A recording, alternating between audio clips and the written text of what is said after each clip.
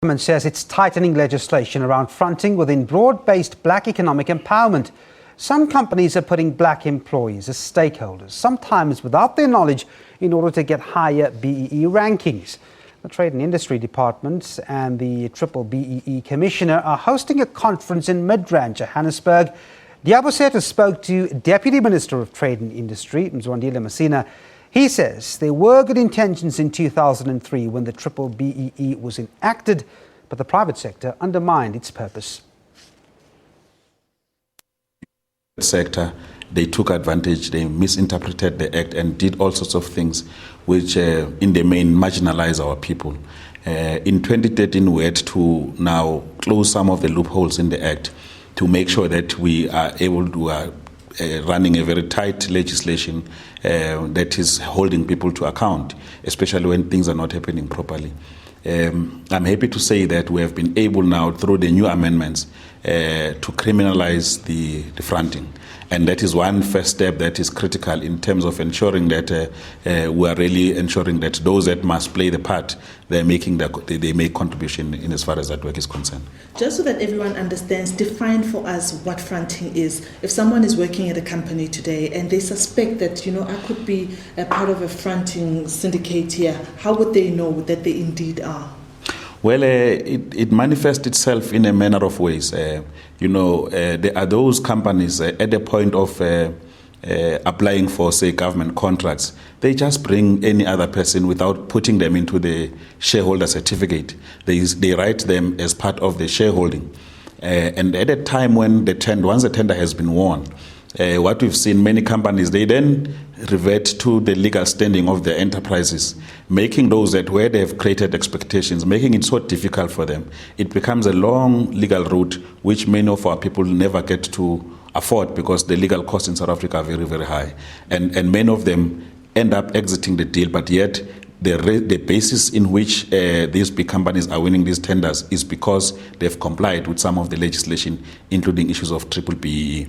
So we've seen it in that front. But secondly, some people, we have some people that don't even know that they are in the shareholder certificates.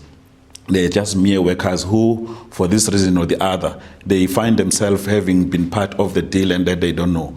And they never get to know. And others, they just go because of some of the economic conditions to commit these crimes. And we really want to say to them, we know that we are experiencing difficulties as a country, but if we don't do fundamental things correctly, we are going to set back the agenda of transformation because majority of our people are still poor. They still suffer the highest level of unemployment and inequality. So we need to work with everybody to ensure at least that the top 100 or so companies that are listed in the GSE, they transform in order for us to make a meaningful contribution to our economy. It can't be that 22 years later we have majority of our people languishing in poverty without any future prospect of them being a participant in the mainstream economy. You spoke about criminalization of fronting. However, there's two people here. There's one, a person that knows, that participates willingly, and there's another that does not know and is into this without their knowledge. How do you treat the two cases separately? Well, we've established the BBBEE Commission to really look into those matters in greater details because more often than not, it's big business that is culprit.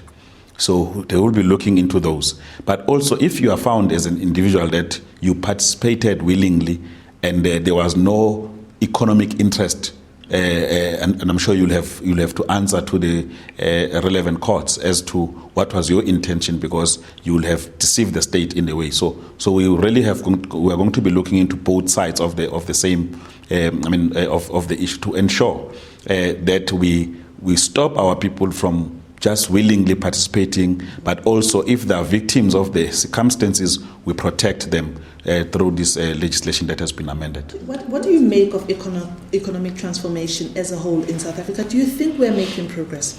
Well, we are not making progress at all. We are regressing, quite unfortunately.